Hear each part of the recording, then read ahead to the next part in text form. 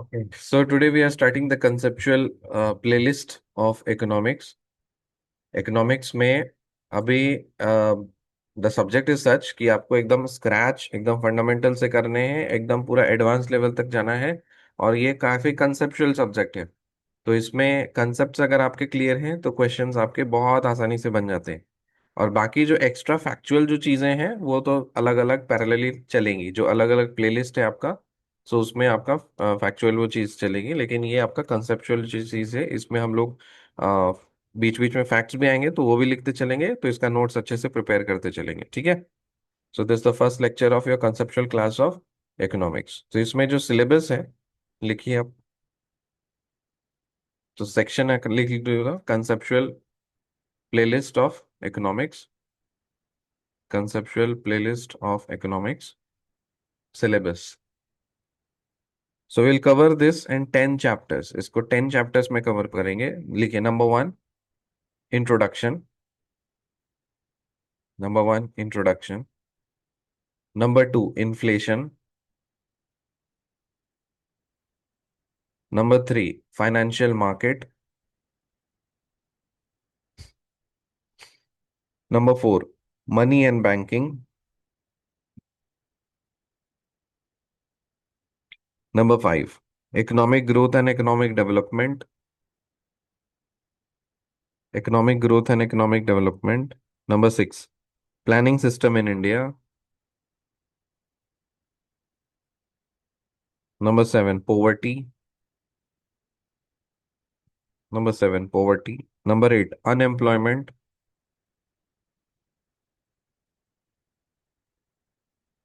Number 9 public finance। public finance hyphen budget and taxation। budget and taxation। Number 10 foreign trade। Number 10 foreign trade।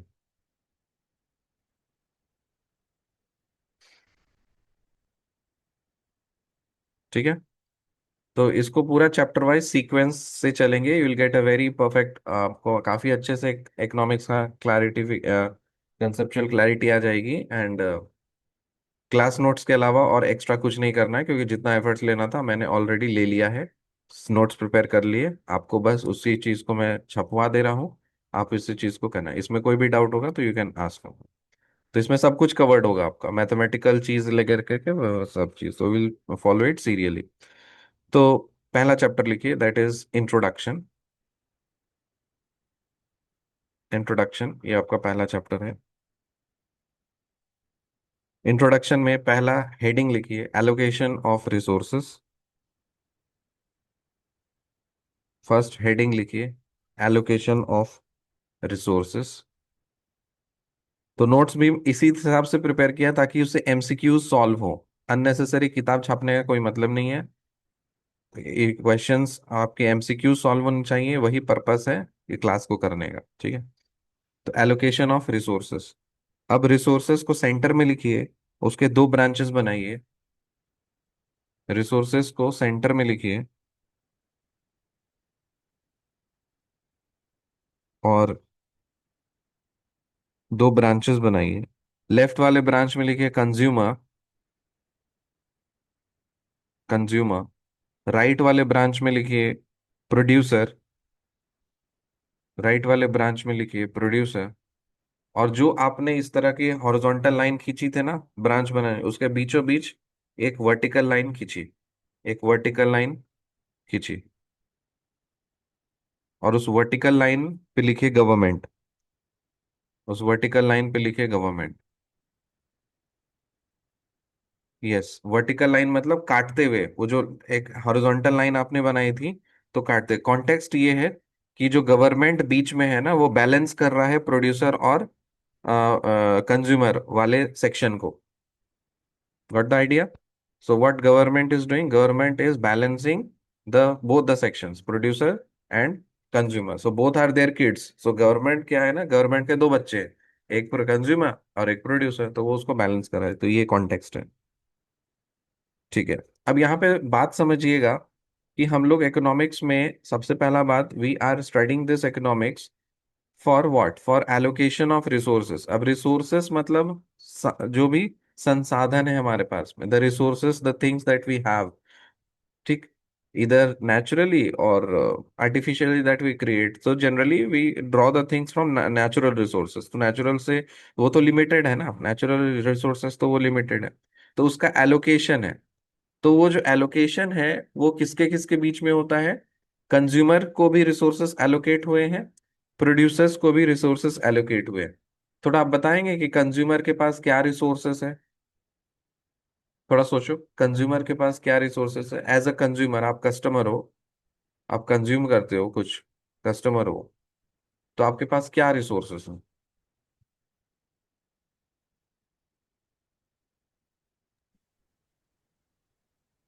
Think. And products like जो भी use कर रहे हैं life में, and products होते हैं like अगर प्रोड्यूसर बिस्किट प्रोड्यूस करते हैं तो हम बिस्किट खरीदते हैं। हाँ, तो खरीदते हैं, कैसे खरीदते हो? पैसा से। हम्म। तो इसका मतलब आप पैसा लगाते हो, तो मनी इज योर रिसोर्स। तो लिखिए, कंज्यूमर का क्या रिसोर्स हो गया? मनी। तो कंज्यूमर वाले सेक्शन में आप लिखो मनी। और दूसरा रिसोर्स पता है क्या है?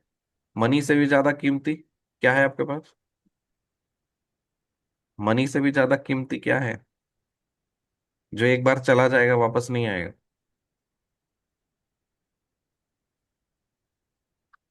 रिसोर्स। एक बार जो चला गया वापस नहीं आएगा। एज है क्या सर? It's time.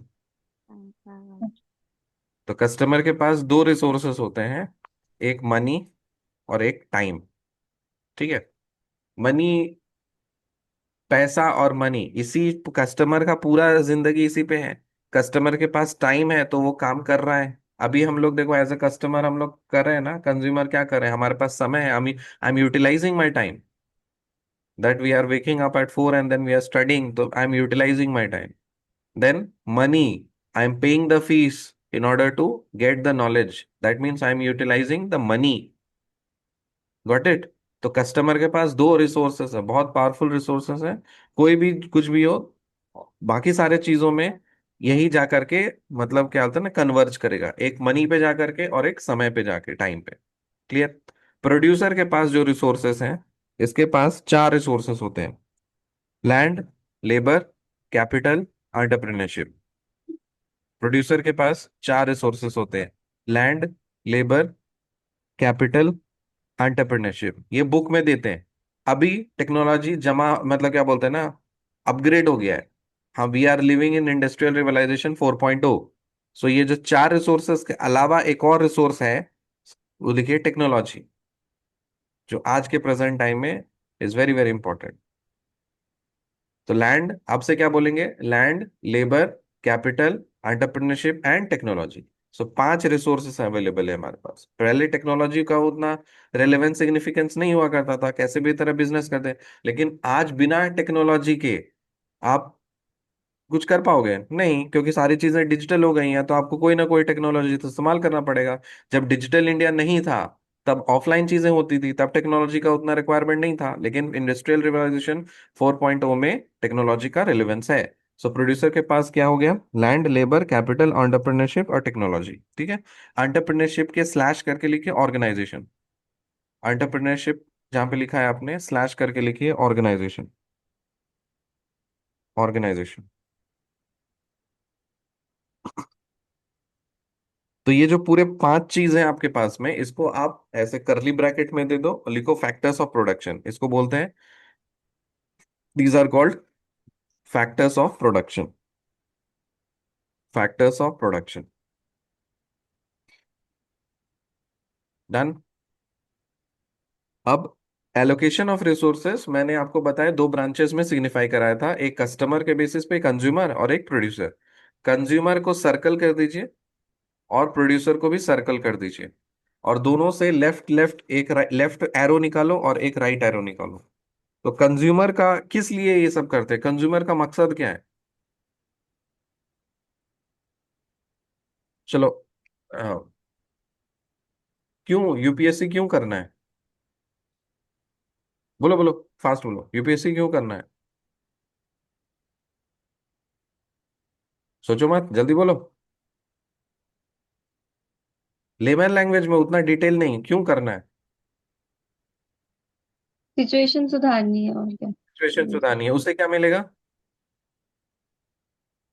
उससे ये होगा कि लाइफस्टाइल अच्छी हो जाएगी। आपको क्या मिलेगा? लाइफस्टाइल मिलेगा, रिस्पॉन्सिबिलिटी और क्या। अच्छी होगी, उससे क्या होगा? मतलब आप मतलब और फैसिलिटीज आप प्रोवाइड कर सकते हो अपने फैमिली को। हाँ, तो उससे क्या होगा? आपको क्या मिलेगा? Satisfaction. Satisfaction, that is the major major important thing. तो कंज्यूमर क्यों कुछ खा रहा है, कुछ क्यों कर रहा है? क्योंकि उसको सेटिस्फैक्ट, कपड़ा खरीदना है, सेटिस्फाइड। यूपीएससी करना है, सेटिस्फाइड। तो कंज्यूमर किस लिए करता है, उसका मोटिव क्या है? सेटिस्फैक्शन। ठीक है, तो एरो निकाल के लिखो, कंज्यूमर में satisfaction.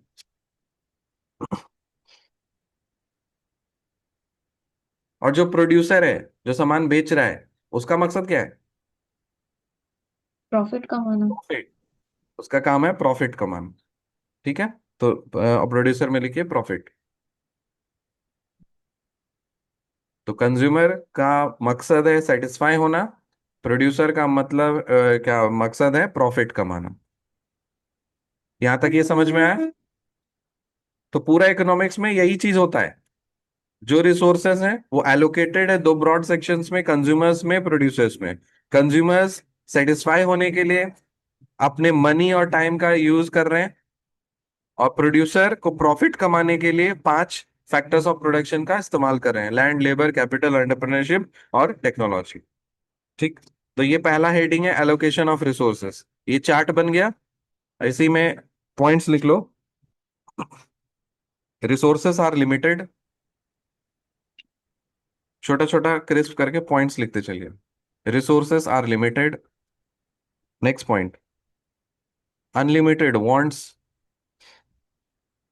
Unlimited wants. Next point, alternative use, alternative use, alternative use. Next point, science of effective utilisation of resources hyphen economics, science of effective utilisation of resources, arrow दीजिए और लिखिए इकोनॉमिक्स।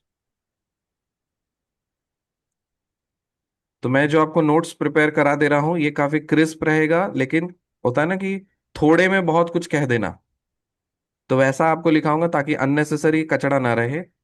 और इससे सारे एमसीक्यूज सॉल्व हो जाएंगे, सारे के सारे एमसीक्यूज सॉल्व हो जाएंगे, so you just have to trust the process. Okay.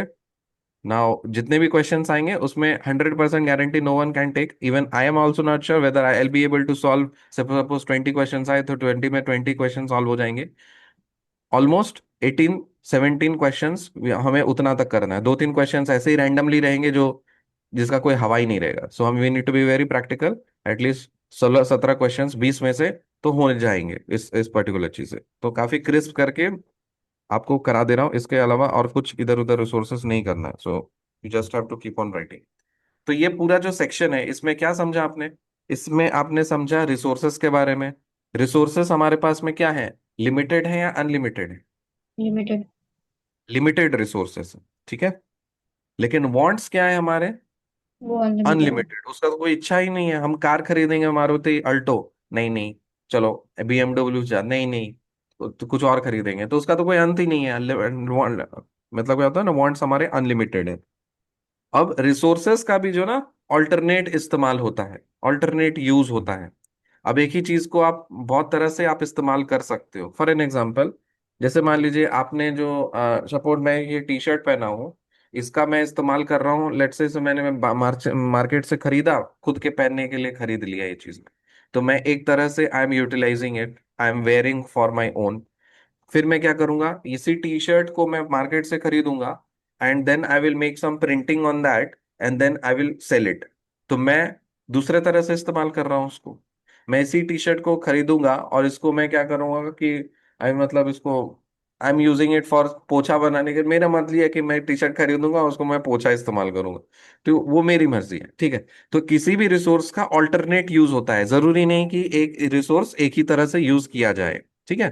तो होता है depending upon context to context, person to person, requirement to requirement, तो ऑल्टरनेट यूज होता है। तो जो साइंस से हमें ये पता चलता है कि जो रिसोर्सेस हैं उसका हम प्रॉपरली किस तरह से इफेक्टिव यूटिलाइजेशन कर सकें, उस साइंस को इकोनॉमिक्स बोलते हैं। ठीक है। तो दो चीजें हैं, दो वर्ड होता है, एक होता है इकोनॉमिक्स, एक होता है economy. Do you know what is the difference between economics में क्या, इकोनॉमिक्स क्या है और इकोनॉमी क्या है? डिफरेंस समझे? इकोनॉमिक्स और एक economy. Any difference that you would like to highlight? फिर मैं तो लिखाऊंगा ही। ये भी तो कभी सोचे नहीं इकोनॉमिक्स क्या है, इकोनॉमी क्या है? दो अलग अलग चीजें हैं। ओके, अब लिखाएंगे, ठीक है। तो लिखिए, ये था पहला section, that is allocation of resources, first heading. Second heading लिखिए इकोनॉमिक्स। तो आप ए बी करके लिख सकते हैं, कैपिटल ए में एलोकेशन ऑफ रिसोर्सेस हो गया, कैपिटल बी, या आप हेडिंग लिखिए इकोनॉमिक्स, उसमें लिखिए इकोनॉमिक्स हाइफन दीजिए, एरो, लिखिए एंशियंट ग्रीक वर्ड, इकोनॉमिक्स में लिखिए एंशियंट ग्रीक वर्ड, हाइफन दीजिए, लिखिए ओइकोनोमोस, OIKONOMOS, OIKONOMOS, ओइकोनोमोस, ओइकोनोमोस। अब ओइकोनोमोस के दो है। ब्रांचेस, OI हाइफन दीजिए, एंशियंट ग्रीक वर्ड है ये, economics is ancient Greek word, ancient Greek word का नाम क्या है? ओइकोनोमोस, OIKO, ओइकोनोमोस, NOMOS, नोमोस। इसके दो ब्रांचेस बनाइए, दो वर्ड से मिलके बना है, एक है ओइकोस और दूसरा है नोमोस।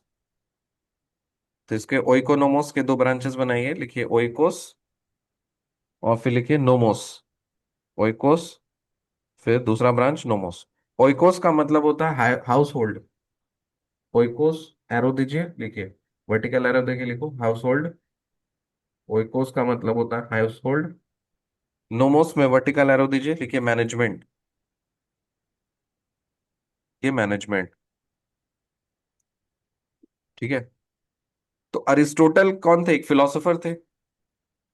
तो अरिस्टोटल ने काफी डेफिनेशन इसको डिफाइन किया। इन्होंने इकोनॉमिक्स, ये जो वर्ड है ना, इसी को बोला कि economics is nothing but a science of household management, कि घर को किस तरह से मैनेज, क्योंकि हम लोग कैसे रहते थे पहले, केव्स में रहते थे, फिर धीरे धीरे परिवार बना, घर बना, हाउस होल्ड बना, तो उसको मैनेज करना होगा। ठीक है। तो हाउस होल्ड को किस तरह से मैनेज हम लोग करेंगे, उसके साइंस को इकोनॉमिक्स बोलते हैं। तो उसके नेक्स्ट लाइन लिखिए अरिस्टोटल, अरिस्टोटल, एरो दीजिए, और अरिस्टोटल ने क्या बोला? Economics is a science of household management, economics is a science of household management. ये हो गया सेक्शन बी कंप्लीट। तो इससे क्या कॉन्टेक्स्ट क्या समझे आप? हम इकोनॉमिक्स वर्ड के बारे में डिस्क्राइब कर रहे हैं। Economics Greek word, ancient Greek word से आया है, ओकोनोमोस। ओइकोनोमोस दो वर्ड से मिलके बना है, एक है ओइकोस, दूसरा है नोमोस। ओइकोस का मतलब होता है घर गृहस्थी, that is house hold. Nomos का मतलब होता है मैनेजमेंट, मतलब किस तरह से हम प्रबंधन करेंगे उसका। अरिस्टोटल ने इकोनॉमिक्स को डिफाइन किया है कि science of household management. Next section लिखिए, सेक्शन सी, नंबर सी, लिखिए central problem of economics, central problem of economics,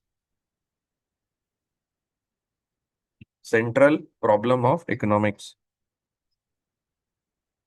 so economics ये जो सब्जेक्ट डिराइव हुआ है, ये कुछ प्रॉब्लम को, मतलब लोगों ने सोचा, होता ना, क्वेश्चन किया कि कैसे क्या हो सकता है, नहीं होता, तो वैसे क्वेश्चन।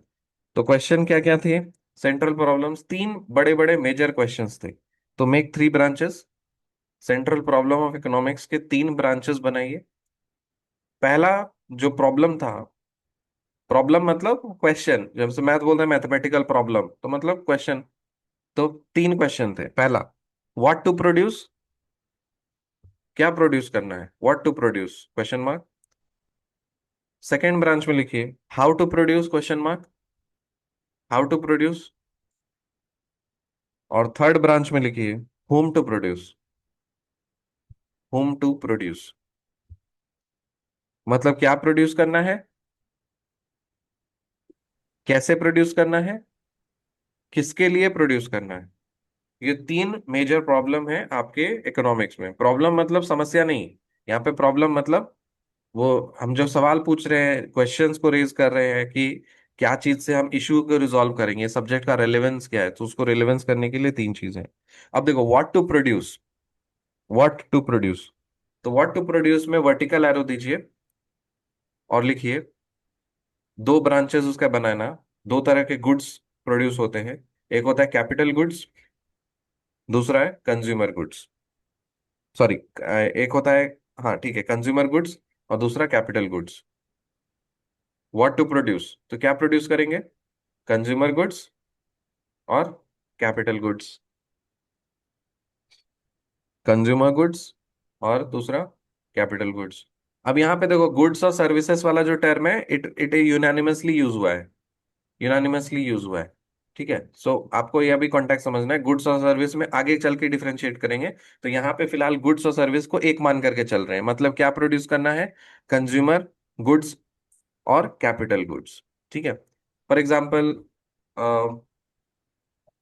कंज्यूमर गुड्स कौन क्या होता है, बताइए, try, what is consumer goods.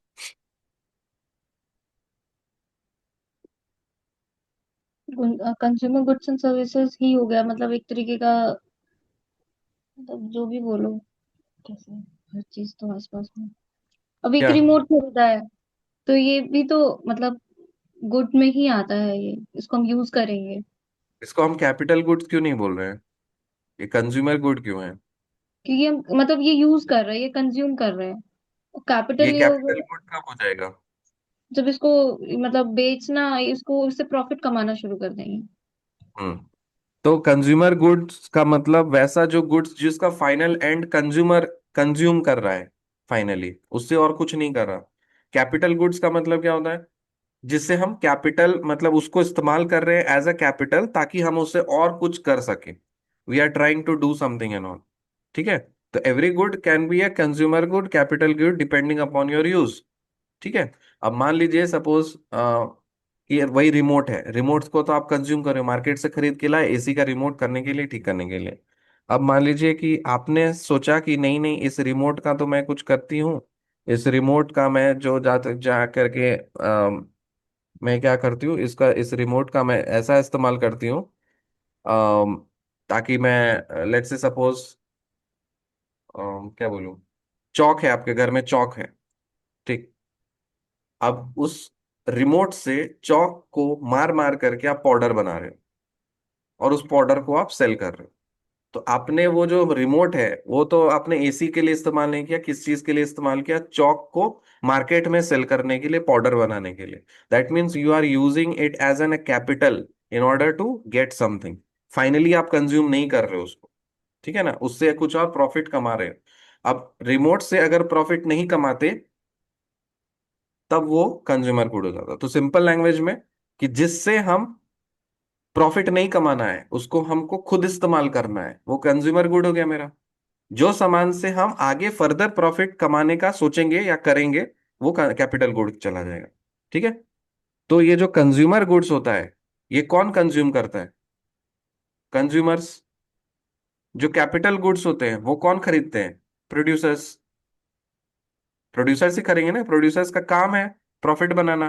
तो सामान खरीद, सपोज मशीन ऑर्डर दे दिया, सिलाई मशीन ऑर्डर दे दी, तो अगर आप सिलाई मशीन खुद के लिए इस्तेमाल कर रहे हो कि घर में कपड़ा सिलने के लिए खुद के लिए, तब वो कौन सा गुड है, कंज्यूमर कंज्यूम। गुड। लेकिन सिलाई मशीन जो घर में सपोज आपने खरीदा या आपकी मम्मी ने खरीदा, उसको आप सिल करके आप कपड़ा सिल रहे हो मोहल्ले की, और उससे पैसे कमा रहे हो, तब वो कौन सा गुड है, कैपिटल गुड। ठीक है, गॉट इट। तो व्हाट टू प्रोड्यूस दो ब्रांचेस में बने थे, एक कंज्यूमर गुड्स, दूसरा कैपिटल गुड्स। ठीक है, तो कंज्यूमर गुड्स ब्रैकेट में आप लिख लेना प्रोड्यूसर, सॉरी कंज्यूमर, और कैपिटल गुड ब्रैकेट में लिख लेना प्रोड्यूसर।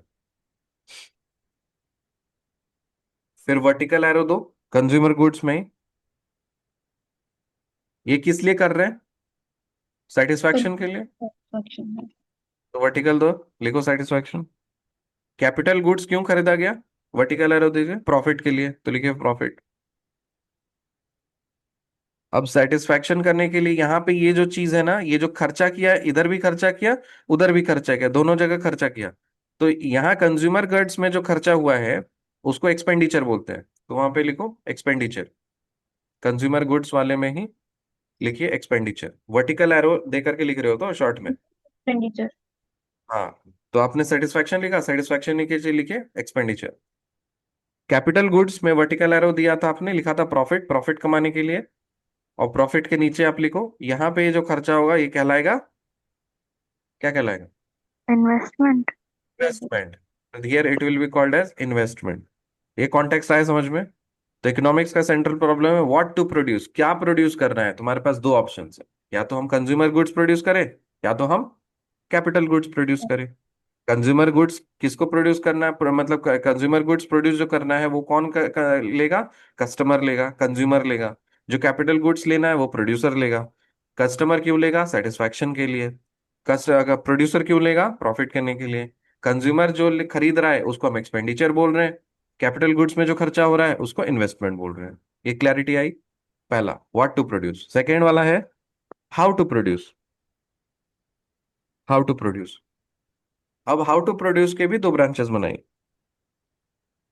यहाँ पे हम दो तरह से अप्लाई कर सकते हैं, मतलब कैसे प्रोड्यूस करना है, तो दो तरह से अप्लाई कर सकते हैं। एक है लेबर इंटेंसिव टेक्नोलॉजी लगा करके, और दूसरा है कैपिटल इंटेंसिव टेक्नोलॉजी लगा के। So how to produce, labour intensive technology और कैपिटल इंटेंसिव टेक्नोलॉजी।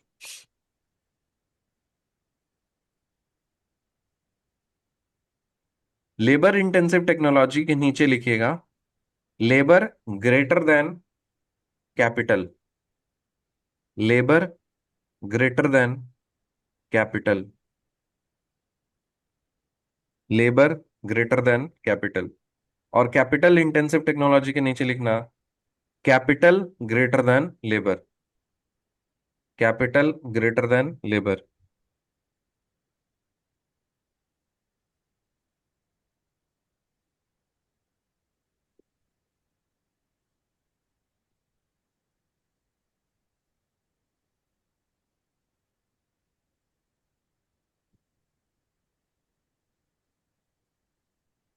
ठीक है, इसका मतलब अब समझो। फिर एग्जाम्पल लिख लो, लेबर इंटेंसिव में लिखो हैंडलूम वीविंग।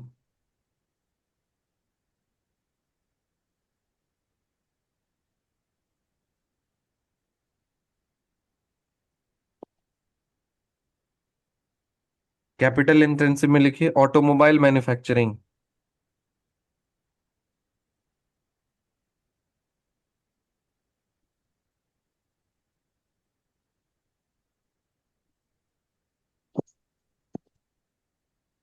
ठीक है, तो लेबर इंटेंसिव टेक्नोलॉजी में इसमें क्या हो रहा है, लेबर इंटेंसिव मतलब ये पूछ रहा है कि सेकेंड प्रॉब्लम है हाउ टू प्रोड्यूस, कैसे प्रोड्यूस करेंगे।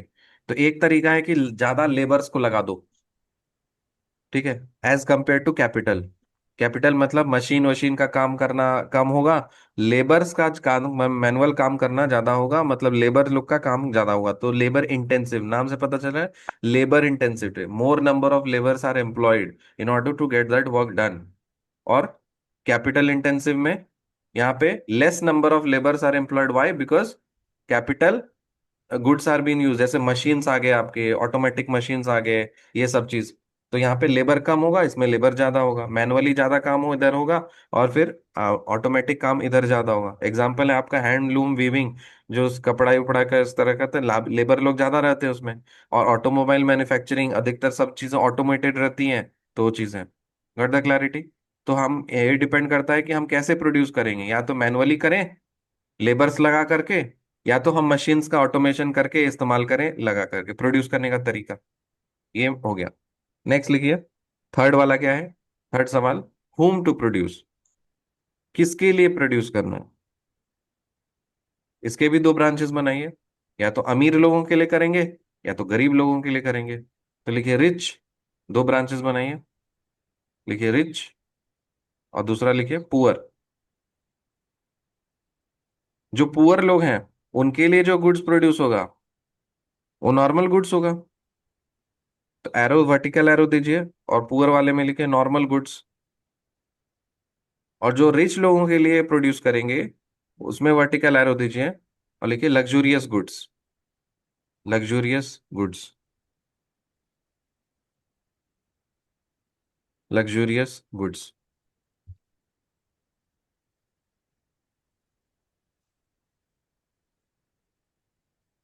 समझ में आई है? तो किसके लिए सामान प्रोड्यूस करना है? जैसे आप कोई भी सामान को आप प्रोड्यूस कर रहे हो, कोई भी सामान प्रोड्यूस कर रहे हो, पहले आप टारगेट ऑडियंस खोजते हो। टारगेट ऑडियंस कि ये कौन लेगा। सपोज आपने एक एक बैग बनाई है, उस बैग का दाम ही आपने रखा है 5 लाख रुपए। तो ले पाएंगे क्या?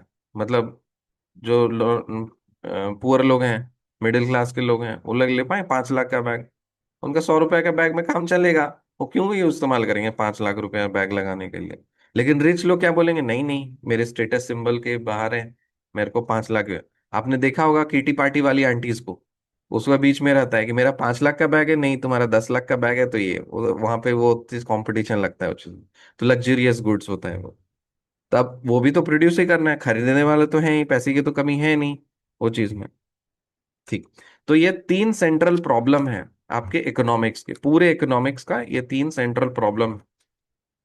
व्हाट टू प्रोड्यूस, क्या प्रोड्यूस करना है, कैसे प्रोड्यूस करना है, किसके लिए प्रोड्यूस करना है। व्हाट टू प्रोड्यूस का मतलब क्या प्रोड्यूस करना है, कंज्यूमर करें या प्रोड्यूसर करें। कंज्यूमर करेगा तो कंज्यूमर गुड्स, कैपिटल करेगा तो कैपिटल गुड्स। कंज्यूमर और प्रोड्यूसर। कंज्यूमर गुड्स किस लिए करता है, सेटिस्फैक्शन के लिए। और वो जो खर्चा होता है उसको एक्सपेंडिचर बोलते हैं। प्रोड्यूसर जो होता है वो कैपिटल गुड्स खर्च पे करता है प्रॉफिट के लिए, और इन्वेस्टमेंट बोलते हैं। हाउ टू प्रोड्यूस, कैसे प्रोड्यूस करना है, लेबर्स लगा करके, मशीन लगा करके। और फिर होम टू प्रोड्यूस, किसके लिए प्रोड्यूस करना है, अमीर लोगों के लिए, गरीब लोगों के लिए।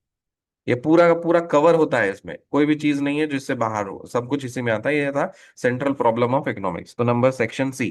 सेक्शन डी लिखिए, branches of economics. Branches of economics. इसके दो ठीक है, ब्रांचेस ऑफ इकोनॉमिक्स। तो ब्रांचेस ऑफ इकोनॉमिक्स को पढ़ने से पहले एक्टिविटीज जानना है। तो लिखिए एक्टिविटीज, उसी में लिखो ब्रांचेस ऑफ इकोनॉमिक्स टॉपिक ही है। तो सेंटर में लिखिए एक्टिविटीज, और दो ब्रांचेस बनाइए, लिखिए economic activities, non economic activities. Economic activities, non economic activities. जो इकोनॉमिक एक्टिविटीज हैं उसमें वर्टिकल एरो दीजिए, लिखिए contributes in GDP. Contributes in GDP. और नॉन इकोनॉमिक एक्टिविटीज में वर्टिकल एरो दीजिए, लिखिए no contribution in GDP. No contribution in GDP. No contribution in GDP. ठीक है, ओके। जो कंट्रीब्यूट्स इन जीडीपी आपने लिखा है वहां पे फिर से आप वर्टिकल एरो दीजिए, इकोनॉमिक एक्टिविटीज में ही कंट्रीब्यूट्स इन जीडीपी लिखा, उसके नीचे वर्टिकल एरो दीजिए, और इसको वर्टिकली लिखते चलना है। प्रोडक्शन, प्रोडक्शन, फिर वर्टिकल एरो दो छोटा सा, लिखो डिस्ट्रीब्यूशन, फिर वर्टिकल एरो दो छोटा सा, लिखो एक्सचेंज, फिर वर्टिकल एरो दीजिए छोटा सा, लिखिए consumption. So production, distribution, exchange, consumption, इसको बॉक्स में डाल दीजिए। Put this in the inside a box. Production, distribution, exchange, consumption. और नो कंट्रीब्यूशन इन जीडीपी जहां पे लिखा है आपने वहां पे वर्टिकल एरो दीजिए, लिखिए सेटिस्फैक्शन। सेटिस्फैक्शन। अब ये समझो अच्छे से, एक्टिविटीज मतलब जो कुछ भी हम लोग गतिविधि करते हैं। तो ब्रॉडली स्पीकिंग, हर गतिविधि मतलब जितने भी गतिविधि हैं, गतिविधि हिंदी में बोलते हैं एक्टिविटीज। दो तरह के एक्टिविटीज होते हैं। एक होता है इकोनॉमिक एक्टिविटी, दूसरा होता है नॉन इकोनॉमिक एक्टिविटी। सिंपल भाषा में कोई भी ऐसा एक्टिविटी जो जीडीपी में कंट्रीब्यूट करे। ये जीडीपी क्या होता है, बेसिक मोटे मोटे तौर पे तो पता है, आगे और डिटेल में देखेंगे। तो जीडीपी, जीडीपी का मतलब कि ग्रॉस डोमेस्टिक प्रोडक्ट की कंट्रीब्यूशन। कोई भी एक्टिविटी जो जीडीपी में कंट्रीब्यूट करे, कोई भी एक्टिविटी जो कंट्री के जीडीपी में कंट्रीब्यूट कर रहा हो, दिस वे और दैट वे, उसको हम लोग बोलेंगे इकोनॉमिक एक्टिविटी है। कोई भी ऐसी एक्टिविटी जो जीडीपी में कोई कंट्रीब्यूशन नहीं कर रहा हो, उसको बोलेंगे non economic activity. Non economic activity, अब इसको एग्जांपल से समझना। जैसे फॉर एग्जांपल टीचिंग का ही लेते हैं, ठीक है। लेट्स से कि I am taking class, you have paid the fees. Since you have paid the fees, I have earned it, I have paid taxes. So that means the money is circulating in the economy. पूरे market में money circulate कर रही है। अब आपका पैसा सिर्फ मेरे पास थोड़ी रहेगा, अब मैं तो खर्चा करूंगा, I am using it somewhere. और जब मेरा वो जो पैसा आपका फीस है वो कहाँ गया, दूसरे जगह गया, और वो फिर किसी और जगह खर्चा करेगा। तो इसका मतलब वो पूरे इकोनॉमी में सर्कुलेट किया, पूरे मार्केट में सर्कुलेट किया पैसा। तो किसी ना किसी तरह से वो जीडीपी में कंट्रीब्यूट किया। ठीक। फॉर एग्जाम्पल यही टीचिंग का ही, अब मैं, आप आपने फीस दिया, मैंने पढ़ाया उस चीज को। लेट्स से मेरे रूम के बगल वाले में एक बच्चा रहता है, ठीक, एक छोटा सा बच्चा रहता है। तो अब मैं उसको भी पढ़ा रहा हूँ, लेकिन मैं उससे फीस नहीं ले रहा हूँ। मैं आया, थोड़ा टाइम में मिला, उसको थोड़ा कुछ समझा दिया वगैरह वगैरह, उसको थोड़ा क्लासेस दवा दिए, मैथ्स के कुछ क्लासेस ले लिए, जस्ट इन ऑर्डर टू, अंदर से सेटिस्फैक्शन मिला, हाँ कुछ सिखा दिया उस चीज को। Since the money is not involve here, तो क्या ये जीटीबी में कंट्रीब्यूट किया? ये जो मैं उसको पढ़ाया, फीस नहीं लिया, तो ये जीडीपी में कंट्रीब्यूट किया? नहीं किया जीडीपी में कंट्रीब्यूट। ठीक है। ऐसे अगर देखोगे philosophically, everything is contributed to GDP. ठीक है ना, मैंने नॉलेज दिया, वो इस्तेमाल करेगा, उससे वो पैसा कमाएगा, अल्टीमेटली सब पैसा ही कमाएगा।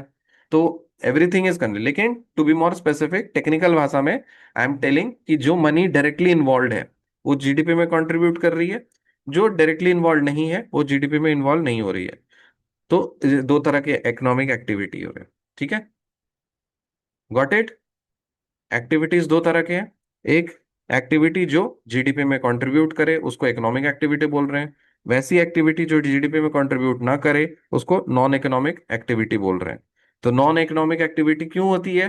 अपने सेटिस्फैक्शन के लिए, way we get satisfied with it. और इकोनॉमिक एक्टिविटी जो होती है प्रॉफिट के लिए। प्रॉफिट का वो पूरा प्रोसेस क्या है? सबसे पहले प्रोड्यूस होगा, सामान बनेगा, डिस्ट्रीब्यूट होगा, फिर एक्सचेंज होगा, फिर कंज्यूम होगा। तो production, distribution, exchange and consumption, ये हर जगह होता है। कोई भी सामान आप प्रोड्यूस करो, ये प्रोड्यूस होता है, फिर डिस्ट्रीब्यूट कर दिया जाता है लोगों को, फिर एक्सचेंज करते हैं, लोग खरीदते हैं, फिर फाइनली कंज्यूम करते हैं। ठीक है। तो ये जो एक्टिविटीज के बेसिस पे मतलब अब क्या है ना, ये जो पूरा का पूरा जो एक्टिविटीज है आपका, economic activity, non economic activity, this is everywhere. So now will study the branches of economics. तो उसके नीचे लिखिए ब्रांचेस ऑफ इकोनॉमिक्स, सेंटर में लिखिए, हेडिंग है branches of economics, number D ही चल रहा है। एक्टिविटीज मैंने आपको समराइज करा दिया।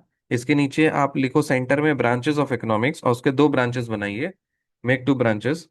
लेफ्ट साइड लिखिए माइक्रो इकोनॉमिक्स, राइट साइड लिखिए मैक्रो इकोनॉमिक्स।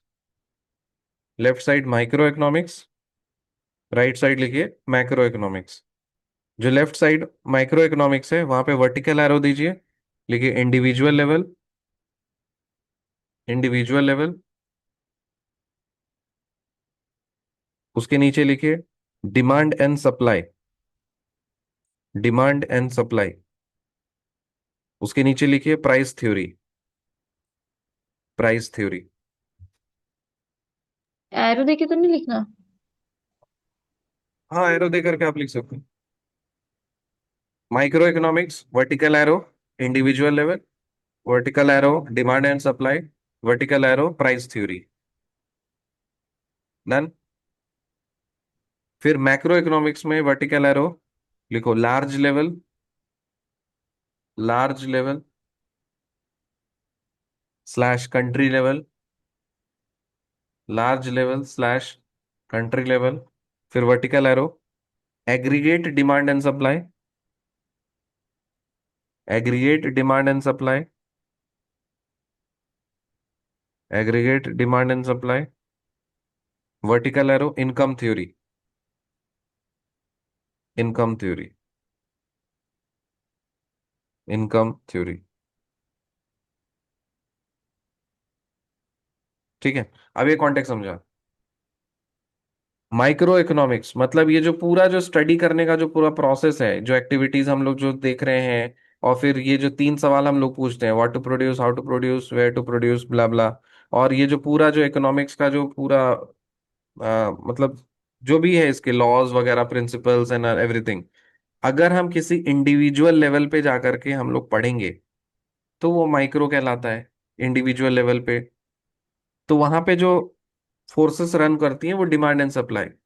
आपका डिमांड है, ठीक है, सर सपोज आपका डिमांड है कि मेरे को पॉलिटी की एक बुक चाहिए, एक ऐसा नॉलेज मेरे को मिले। तो उसके लिए क्या करेगा, मार्केट सप्लाई करेगा कि हाँ पॉलिटी के लिए चलो ये वाला बुक ले लो, जा करके अरिहंत का बुक ले लो, लक्ष्मीकांत का बुक ले लो, सप्लाई हो गया आपका। तो यहाँ पे जो थ्योरी रन करती है वो प्राइस थ्योरी रन करती है। प्राइस थ्योरी आपकी वो रन करती है। ये सब और डिटेल्स में पढ़ेंगे, प्राइस थ्योरी क्या होता है, इनकम थ्योरी क्या होता है। लेकिन अभी फिलहाल जान लो कि ये जो माइक्रो इकोनॉमिक्स जो है इसको हम प्राइस थ्योरी के बेसिस पे, ये पूरा ब्रांच है, यहाँ पे प्राइस थ्योरी पे चीजें चलती हैं, ठीक है। और मैक्रो इकोनॉमिक्स है बोले तो लार्ज लेवल पे, लार्ज लेवल पे मतलब कंट्री के लेवल पे, ठीक है। और यहाँ पे अच्छा एक चीज मैंने लिखा है डिमांड एंड सप्लाई, यहाँ पे लिखा है एग्रीगेट डिमांड एंड सप्लाई, दोनों में क्या अंतर है बताइए।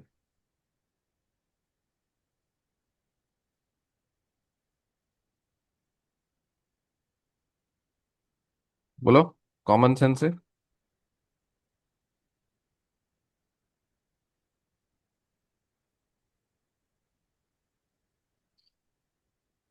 एग्रीगेट का मतलब क्या होता है, टोटल, कलेक्टिव। कलेक्टिव। तो इंडिविजुअल हम सिर्फ अक्षया के, आई एम जस्ट फोकसिंग कि अक्षया का पैसा कितना है, अक्षया पैसे कैसे खर्च करती है, क्या खरीदना पसंद है उसको, क्या उसका डिमांड है, क्या सप्लाई है, सो आई एम फोकसिंग ऑन अक्षया। लेकिन सपोज इस क्लास का प्रभाष का क्या है, अक्षय का क्या है, तृप्ति का क्या है, सनत क्या है, कलेक्टिवली एज अ कंट्री इसका इसका क्या है, सबको टोटल कर दिया, अच्छा ओवरऑल ये डिमांड है, ओवरऑल ये सप्लाई है, ओवरऑल ये चीज है, वो चीज है। तो अगर लार्ज लेवल पे अगर चीजों को अगर हम लोग उसको डिमांड एंड सप्लाई देखेंगे, तो कलेक्टिव करेंगे तो एग्रीगेट सप्लाई डिमांड होगा, ठीक है। तो यहाँ पे इनकम, तो इनकम थ्योरी बोले तो मैक्रो इकोनॉमिक्स, प्राइस थ्योरी बोले तो माइक्रो इकोनॉमिक्स, स्टेटमेंट बना के दे देते हैं तो इसलिए ध्यान रखिएगा।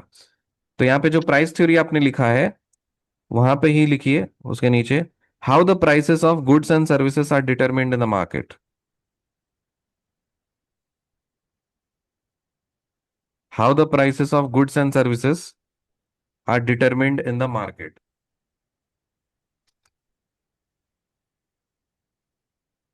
How the prices of goods and services are determined in the market.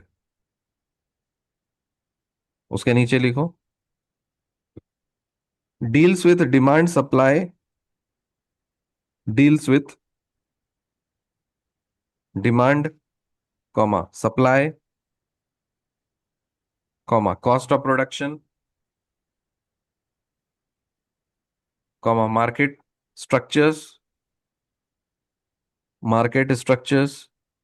And price determination, and price determination, and price determination.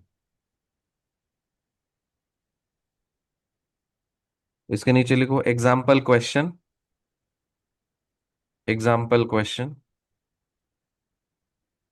Right colon, why is the price of coffee rising, why is the price of coffee rising. तो price theory समझ में आया। Price theory में price पे focus रहता है कि कैसे प्राइस, गुड्स और सर्विसेज का प्राइस जो है वो मार्केट को डिटरमिन करता है। ये demand supply cost of production market का स्ट्रक्चर प्राइस डिटरमिनेशन इस पे फोकस करता है। और जैसे फॉर एग्जांपल हम पूछते हैं कि कॉफी का प्राइस क्यों राइज कर रहा है, तेल का प्राइस क्यों राइज कर रहा है, तो इंडिविजुअल लेवल पे हम एक एक प्रोडक्ट के बारे में फोकस्ड है, तो माइक्रो लेवल पे है, तो इसीलिए प्राइस थ्योरी है। इनकम थ्योरी जहां पे लिखा है आपने, वहां पे एरो दे करके लिखो, how the total income of an economy is generated and distributed. How the total income of an economy is generated and distributed.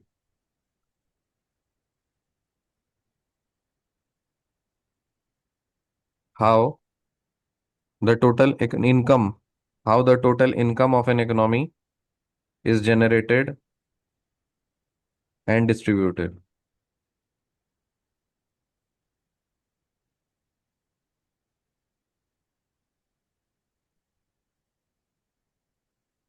फिर लिखो, studies national income, studies national income, comma, employment, studies national income, comma, employment, comma, output, comma, consumption and economic growth, and economic growth. फिर लिखो example question, example question,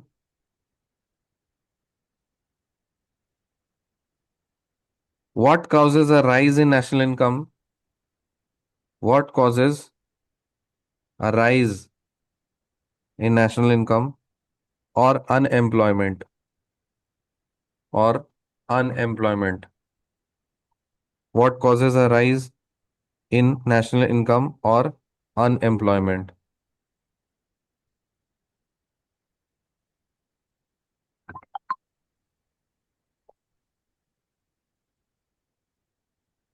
ठीक है, उसके नीचे short में लिखो, लिखो in short, in short price theory equal to micro economics, in short price theory equal to micro economics, bracket में individual market and prices,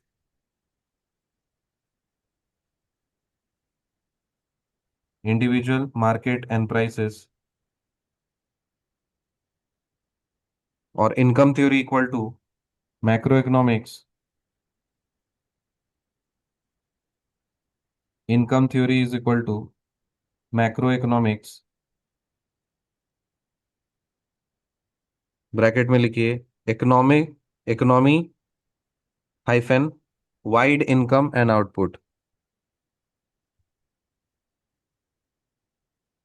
economy hyphen wide income and output,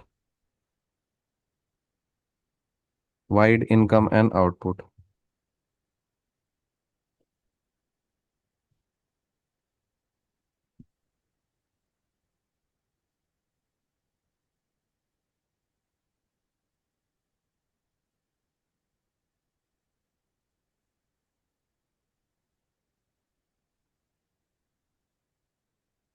clear हुआ?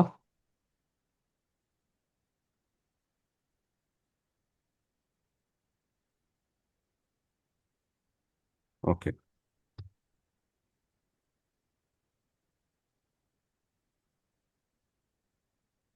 अब देखो, आपने एक word सुना होगा, developing country, developed country. What is the difference? India is a, developing country. Why?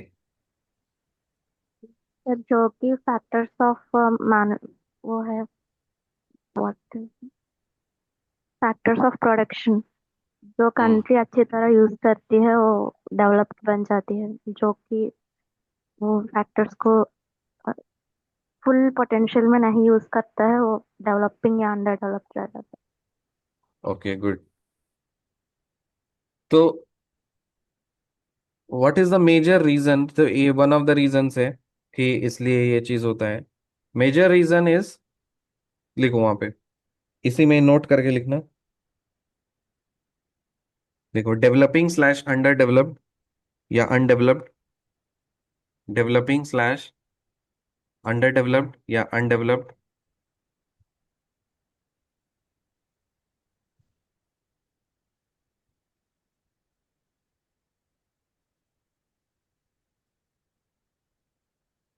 Arrow दीजिए, लिखिए इनकम इनइक्वालिटी, इनकम इनइक्वालिटी। और डेवलप्ड, एरो दीजिए, लिखिए इनकम इक्वालिटी, इनकम इक्वालिटी।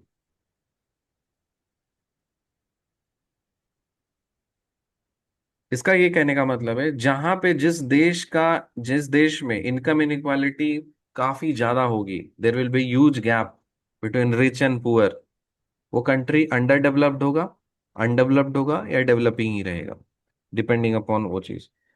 इसीलिए अगर डेवलप्ड बनना है, विश्व गुरु बनना है, तो सबसे पहले क्या करना पड़ेगा? इस गैप को कम करना पड़ेगा, इस इनइक्वालिटी के गैप को कम करना पड़ेगा। भारत में अभी ऐसा सिचुएशन है कि कुछ लोग सोना के थाली में खाते हैं, डायमंड के थाली में खाते हैं, एट द सेम टाइम कुछ लोग भूखे मर रहे हैं। तो कंट्रास्ट है यहाँ पे, किसी को बहुत कुछ है, किसी को कुछ भी नहीं है कि नहीं? तो ये जब तक रहेगा तो कंट्री डेवलप नहीं हो सकता।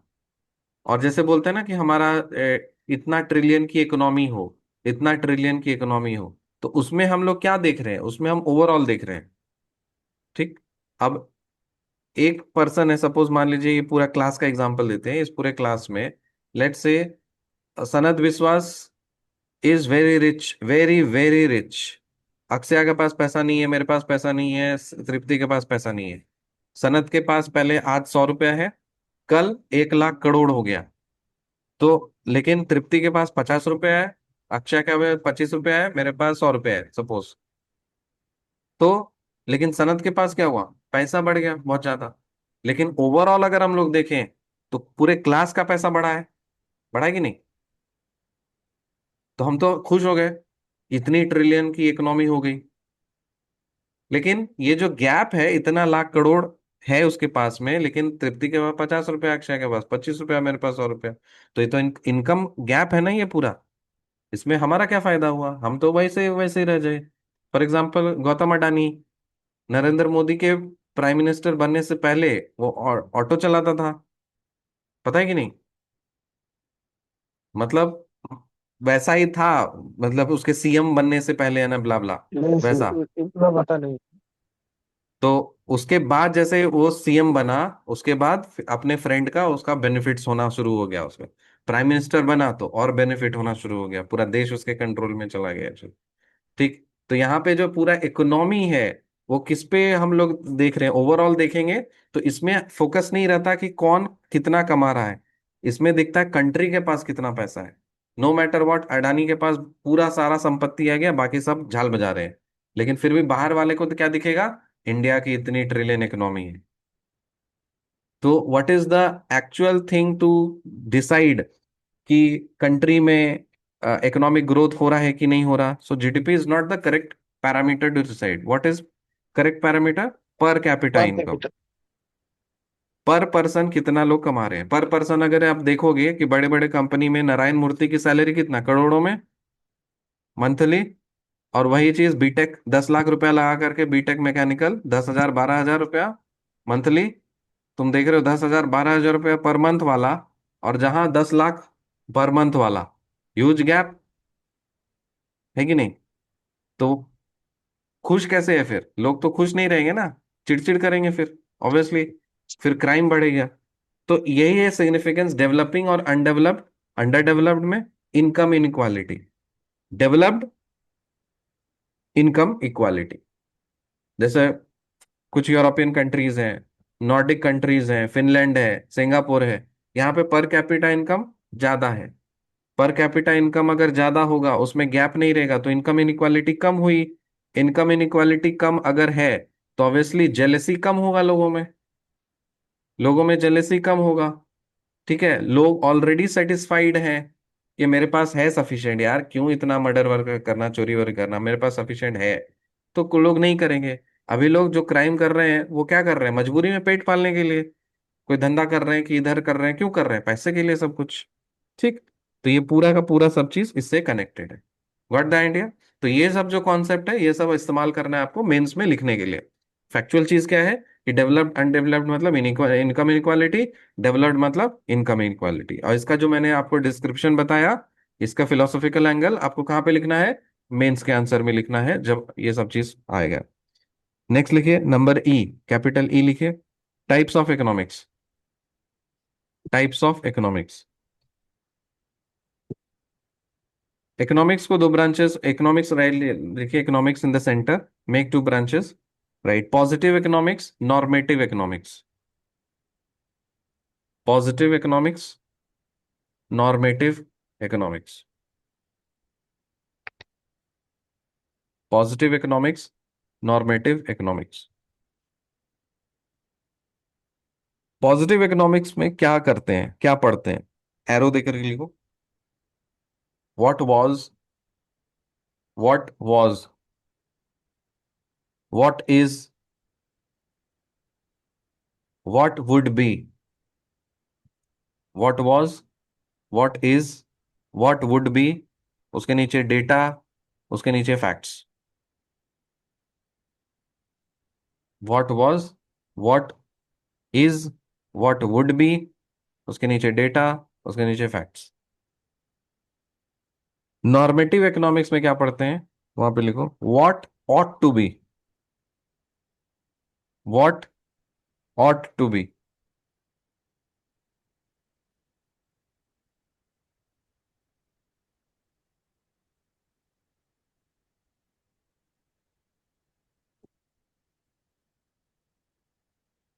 इसको थोड़ा समझाइए तो, आपको क्या समझ में आ रहा है? तृप्ति एक्सप्लेन।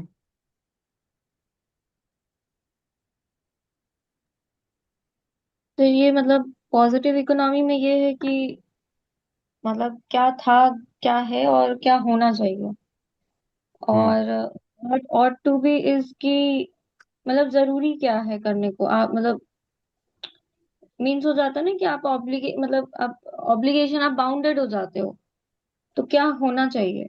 मतलब यही मुझे लगता है सर। तो उसमें भी क्या होना चाहिए, इसमें भी क्या होना चाहिए?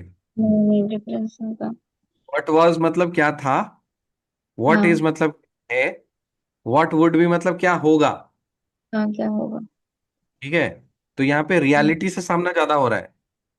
क्या हम्म। था, क्या है, क्या होगा, डेटा क्या कहता है, फैक्ट्स क्या कहता है। तो यहाँ पे पॉजिटिव नॉर्मेटिव मतलब पॉजिटिव निगेटिव वाला पॉजिटिव नहीं है, पॉजिटिव मतलब जो रियल है, प्रैक्टिकल है, जो एक्चुअल है, उसको हम पॉजिटिव इकोनॉमिक्स बोल रहे हैं। हम्म। नॉर्मेटिव इकोनॉमिक्स मतलब आइडियली क्या होना चाहिए, क्या हम्म। होना चाहिए। ठीक है, कहने का तो हम बोल देते हैं भारत एक स्वर्ण स्वर्ण स्वर्ण की चिड़िया होनी चाहिए, ये इनकम इनक्वालिटी कम होना चाहिए, ये होना चाहिए। लेकिन रियलिटी क्या है? इनकम इनक्वालिटी है, बहुत ड्रास्टिकली है। लैंड किसी के पास है, किसी के पास नहीं है, किसी के पास पैसा है, किसी के पास नहीं है कि नहीं?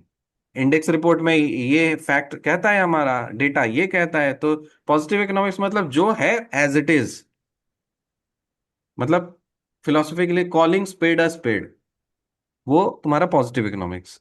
ठीक।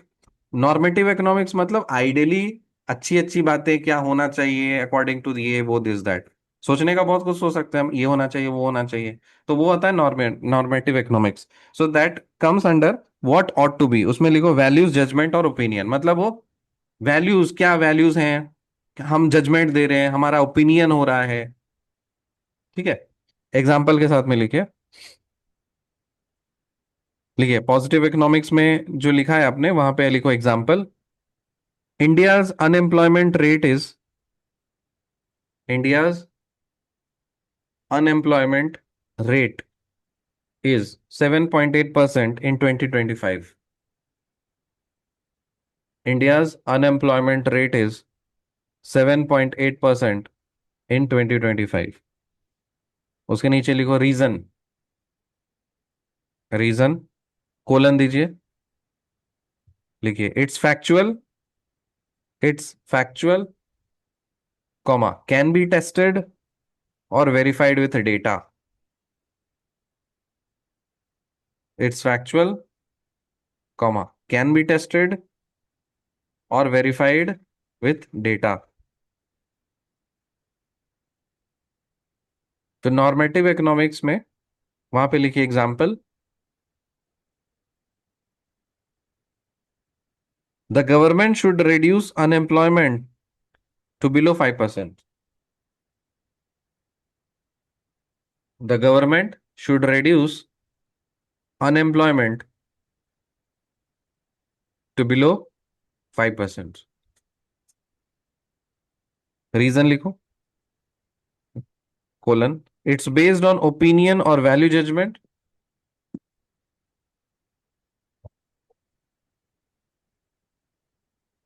It's based on opinion or value judgment, not purely testable. Not purely testable. Not purely testable.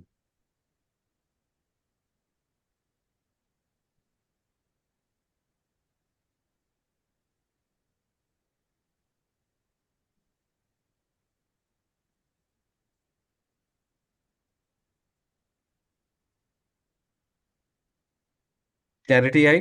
Positive economics क्या है, नॉर्मेटिव इकोनॉमिक्स क्या है?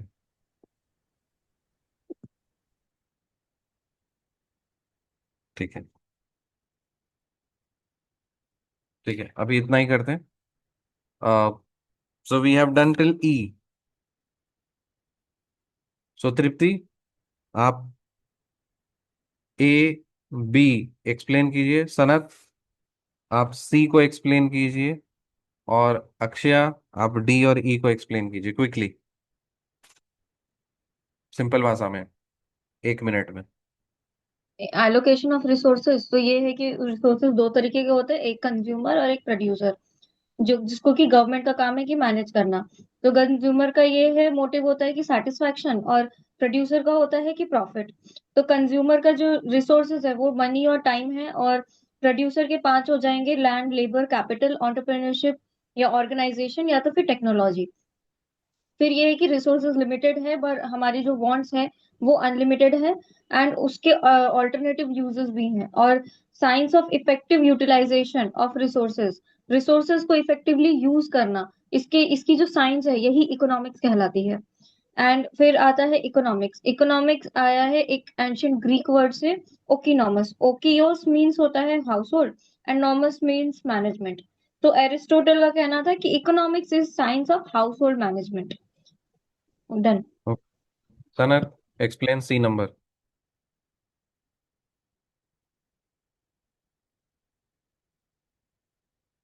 सनत,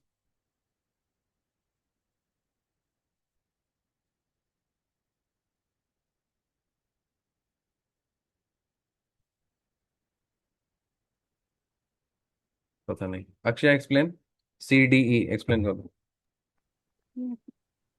तो सी में आता है कि सेंट्रल प्रॉब्लम ऑफ इकोनॉमिक्स, मतलब जो भी इकोनॉमिक्स है वो किससे डील करता है। तो इसमें तीन प्रॉब्लम्स होते हैं which is mainly focused: what to produce, क्या प्रोड्यूस करना होता है; कंज्यूमर गुड्स या फिर कैपिटल गुड्स। कंज्यूमर गुड्स मतलब जो कि एंड, जो भी कंज्यूम होता है, इसके अलावा कुछ हम इनकम नहीं कमा सकते हैं।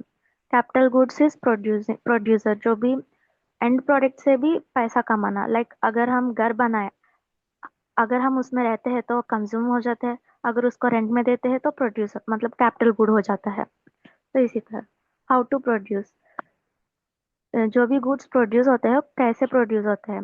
एक था लेबर इंटेंसिव टेक्नोलॉजी और एक था कैपिटल इंटेंसिव टेक्नोलॉजी। लेबर मतलब इसमें हम लेबर्स को लेबर्स को हम क्या बोलते हैं, मतलब हम लेबर्स को ज्यादा इम्पोर्टेंस देते हैं और उसको हम काम में रखते हैं। लाइक जो भी अगर घर बनाना है तो हम लेबर्स को ज्यादा रख के, मतलब कॉन्ट्रैक्ट नहीं दिए थे, जस्ट लेबर्स को काम में रखते हैं। या फिर कॉन्ट्रैक्ट दिया तो कॉन्ट्रैक्टर की काम है वो कैसा भी करे, जो भी इंस्ट्रूमेंट्स होता है वो कैपिटल, मतलब उनको हम पैसा देते हैं इतने पैसे में ये करना है, और फिर वो ही देखते हैं, देखभाल करते हैं, कॉन्ट्रैक्टर ही देखता है। तो वो कैपिटल इंटेंसिव में आ जाता है। होम टू प्रोड्यूस, एक था रिच एक था पुअर। पुअर के लिए जो भी normal goods, like normal basic जो भी नीड्स है वो। रिच का मतलब लग्जेरियस, जो भी हाई फाई चीजें होती है। और ब्रांचेस ऑफ इकोनॉमिक्स, ब्रांचेस के पहले हम देखते हैं एक्टिविटीज। एक्टिविटीज दो तरह के होते हैं, एक तो इकोनॉमिक एक्टिविटीज और नॉन इकोनॉमिक।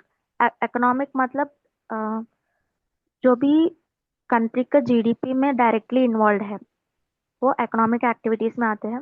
इनडायरेक्टली इन्वॉल्व है तो नॉन इकोनॉमिक एक्टिविटीज।